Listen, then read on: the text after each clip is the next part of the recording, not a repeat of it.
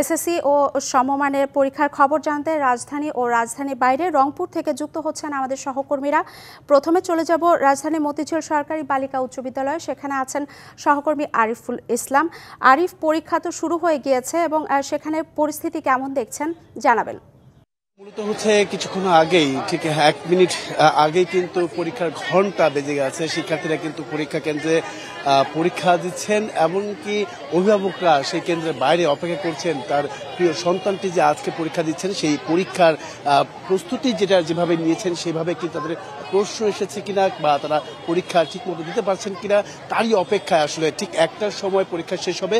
যখন শিক্ষার্থীরা বের হবেন তার সন্তানদেরকে আসলে জিজ্ঞেস করা হবে বা তাদেরকে প্রশ্ন করা হবে যে কেমন হয়েছে পরীক্ষা, সবকিছু ঠিকঠাক ছিল কিনা। সেই বিষয়গুলো কিন্তু আসলে তারা অনেকটা উদ্দীপ হয়ে দাঁড়িয়ে আছেন, অপেক্ষা করছেন তাদের যে সন্তানরা যে পরীক্ষা দিচ্ছেন। আমি কয়েকজনের সাথে একটু কথা বলতে চাই যে এইখানে পরীক্ষা যেহেতু একটু বিলম্ব হয়েছে, 1 মাস দেরিতে পরীক্ষা যেটা হচ্ছে মার্চে হয় সেটা এপ্রিলে এসেছে, সেটা নিয়ে কি কোনো ধরনের সমস্যা পড়তে হয়েছে কিনা বা আপনার সন্তানদের? জি, সমস্যা বলতে আসলে যারা রীতিমতো একটু ভালো ছাত্রছাত্রী তারা একটু সমস্যা ফিল করছে আমার কাছে যেটা মনে হয়। আমি একজন অভিভাবক হিসাবে, আমার মেয়েও পরীক্ষা দিচ্ছে, সে বিজ্ঞানসা থেকে পরীক্ষা দিচ্ছে এবার। তো ও আমাকে যেটা বলছে, আব্বু হয়ে গেলে ভালো হইতো, এখন আমাকে আরো 2 মাস এক্সটেনশন করতে হচ্ছে, আরো পড়ালেখা আর একটু বাড়তি নিচ্ছে হচ্ছে, এই জন্য একটু সমস্যা হয়েছে। তা আশা করি সমস্যা হয় না, যেহেতু আমাদের বর্তমান দেশের পরিস্থিতি, চলমান পরিস্থিতি খুব ভালো। আমি আরেকজন অভিভাবকের কাছে একটু জানতে চাই যে এই যে কিছুদিন পর 2-1 দিন পর যে বিরতি দিয়ে পরীক্ষা নেওয়াটা, সেইটা কি আসলে ইতিবাচক দেখছেন না কিভাবে দেখছেন? আসলে অবশ্যই ইতিবাচক, কেননা একটা ছাত্র দীর্ঘ 10টি বছর পড়াশোনার পরে সে চায় রিল্যাক্সেবল ভাবে পরীক্ষা দিতে। কেননা বাংলার পরীক্ষা দেওয়ার পরে একদিন ছুটি থাকলে তার প্রিপারেশনটা আরেকটু ভালো হয়, আর পরপর পরীক্ষা হলেও ছাত্রদের জন্য একটু অসুবিধা হয়, কেননা তারা প্রিপারেশনটা এভাবে নিতে পারে না। যখন একটু গ্যাপ থাকে তখন প্রিপারেশনটা ভালো হয় এবং পরীক্ষা ভালো দিতে পারে। ধন্যবাদ। আপনি জানেন যে অর্ঘ, যেহেতু এই বছরই এই 1 লাখ শিক্ষার্থী কমে কিন্তু এসএসসি বা সমমানের পরীক্ষায় অংশ নিচ্ছেন, তার কারণেই কিন্তু বলা যায় যে 13টি কেন্দ্র বাতিল করা হয়েছে। এখানে আরো কয়েকজন অভিভাবক আছেন, একটু কথা বলতে চাই। পরীক্ষার প্রস্তুতিটা কেমন নিয়েছে আপনার সন্তান? প্রস্তুতি কেমন নিয়েছে? আলহামদুলিল্লাহ, ওর মতো করে নিয়েছে, যতটুকু পেরেছে ততটুকু নিয়েছে। 1 মাস দেরিতে পরীক্ষা অনুষ্ঠিত হওয়াতে কোনো ধরনের সমস্যা পড়তে হয়েছে কিনা? না, সমস্যা ঠিক পড়তে হয়নি, মানে ওরা যেরকম প্রিপারেশন নিয়েছিল ওরকম ভাবেই আগাচ্ছে, ওরকম ভাবেই এগিয়েছে। মানে ধরেন আসলে যেই টাইমে পরীক্ষা নেওয়ার কথা ওটা থেকে একটু পিছিয়ে গেলে আসলে পড়াশোনা থেকে অনেক সময় একটু ডিটাচড হয়ে যায় বাচ্চারা। একটু জানতে চাই যে এই রুটিনের বিষয়ে কোনো অভিযোগ আছে কিনা, মানে এবারে পরীক্ষার যে রুটিনটা আছে, গ্যাপে বা দীর্ঘ সময় পরীক্ষা না?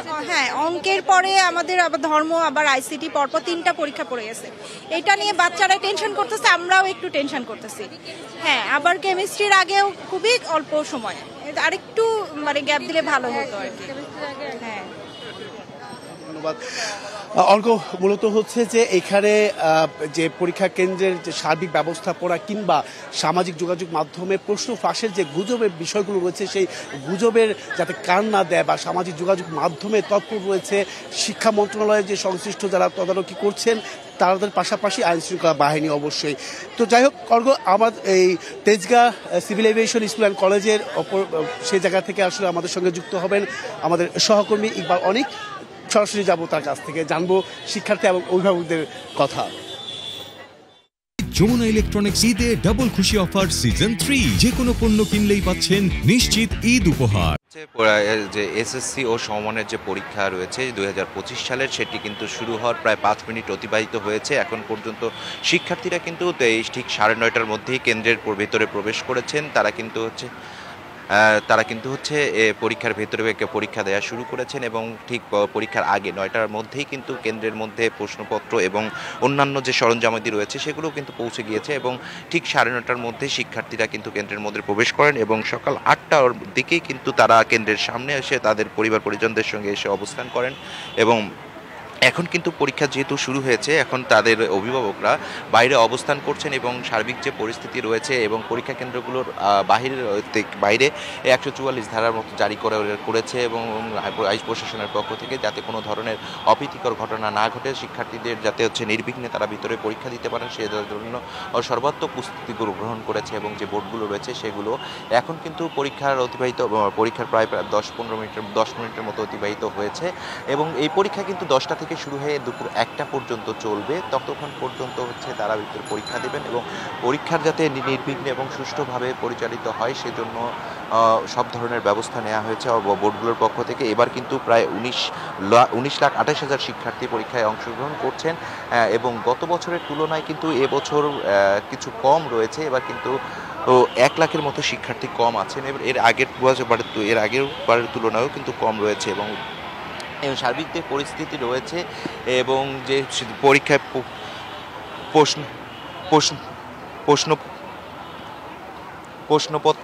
প্রশ্নপত্র ফাঁস এবং যাতে অন্যান্য যে ঝামেলাগুলো রয়েছে সেগুলো যাতে নিয়ন্ত্রণ থাকে সেজন্য সর্বাত্মক প্রস্তুতি নেওয়া হয়েছে প্রশাসনের পক্ষ থেকে এবং শিক্ষার্থীরা নির্বিঘ্নে আসার যে বিষয়টি রয়েছে সেটিও কিন্তু নিশ্চিত করেছে আইন শৃঙ্খলা বাহিনীর সদস্যরা।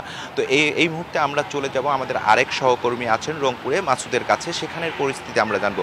মাসুদ, সকাল থেকেই রংপুরের আকাশ বেশ বৈরী, এখানকার আবহাওয়া সকালে বিভিন্ন জায়গায় গুড়ি গুড়ি বৃষ্টি হয়েছে, এখনও রংপুরের আকাশ মেঘাচ্ছন্ন। তাই পরীক্ষা শুরু হওয়ার 30 মিনিট আগেই কেন্দ্রের শিক্ষার্থীদের আসার কথা থাকলেও আমরা দেখেছি 7টার পর থেকেই দূরবর্তী যারা শিক্ষার্থী রয়েছেন তারা অভিভাবক সহ কিন্তু কেন্দ্রে আসতে শুরু করেছিলেন এবং তারা নির্দিষ্ট সময়ে পরীক্ষা কেন্দ্রে প্রবেশ করেছেন। আমি এই মুহূর্তে রয়েছি নগরের কালেক্টরেট স্কুল অ্যান্ড কলেজ পরীক্ষা কেন্দ্রে। এখানে আমরা দেখেছি যে শিক্ষার্থী যারা বা পরীক্ষার্থী যারা তারা কিন্তু নির্দিষ্ট সময়ে এসেছেন এবং তাদেরকে কঠোর তল্লাশির মধ্য দিয়ে পরীক্ষা কেন্দ্রে প্রবেশ করতে দেওয়া হয়েছে। তাদের কাছে মোবাইল, ক্যালকুলেটর সহ কোনো ধরনের ইলেকট্রনিক ডিভাইস কিংবা বাড়তি কাগজ আছে কি না সেটি যেমন আসলে নিরীক্ষা করা হয়েছে, একই সাথে তাদের আসলে প্রবেশপত্রের সাথে ছবির মিল আছে কিনা সেটিও নিশ্চিত করে কিন্তু পরীক্ষার্থীদেরকে ভিতরে প্রবেশ করানো হয়েছে।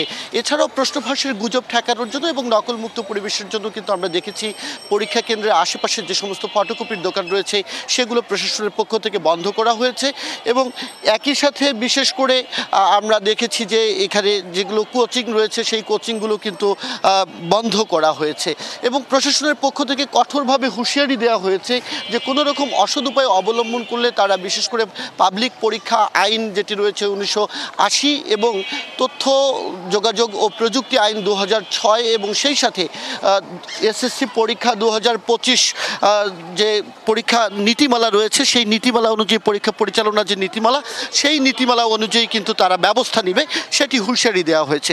তো সব কিছু মিলিয়ে আমরা যদি বলি এখানকার নিরাপদ পরিবেশ রয়েছে। আমরা একজন পুলিশের কর্মকর্তার সাথে কথা বলবো, জানতে চাই আসলে পরিবেশ কেমন। মোটামুটি খুব ভালো ভাই। কোনো ধরনের সমস্যা হয়েছে কিনা? না। অনেক ধন্যবাদ। আসলে অর্ঘ্য, আমরা শুনছিলাম পুলিশের পক্ষ থেকে যেটা বলা হয়েছে এখন পর্যন্ত তেমন কোনো ধরনেরই সমস্যা হয়নি। একটু জানিয়ে রাখতে চাই রংপুর বিভাগে অর্থাৎ দিনাজপুর শিক্ষা বোর্ডের আওতায় রংপুর বিভাগের 8টি জেলায় 280টি কেন্দ্রে 1,82,410 জন পরীক্ষার্থী অংশগ্রহণ করছে এবং মোটা দাগে সারা দেশে 1 লক্ষ পরীক্ষার্থীর সংখ্যা কম হলেও দিনাজপুর বিভাগে কিন্তু পরীক্ষার্থীর সংখ্যা কম নেই। তো সব মিলিয়ে পরীক্ষা চলছে, বেলা 1টা পর্যন্ত এই পরীক্ষা চলবে এবং তখন জানা যাবে কেউ অসৎ উপায় অবলম্বনের দায়ে বহিষ্কার হলেন কিনা এবং শেষ পর্যন্ত পরিবেশ কেমন থাকলো। তবে আমরা যারা আসলে সংবাদকর্মী রয়েছি তারা অভিভাবকদের সাথে এবং শিক্ষার্থীদের সাথে কথা বলেছি। শিক্ষার্থীরা বলছেন আন্দোলনে গেলেও তাদের প্রস্তুতি বেশ ভালো রয়েছে এবং অভিভাবকরা পরীক্ষা কেন্দ্রের পরিবেশ দেখে তারা সন্তোষ প্রকাশ করছেন। তো এখন পর্যন্ত পরীক্ষা চলছে, বেলা 1টা পর্যন্ত আজকে এই বাংলা প্রথম দিনের যে পরীক্ষা সেটি অনুষ্ঠিত হবে। অর্ঘ্য। মাজেদ মাসুদ, ধন্যবাদ আপনাকে।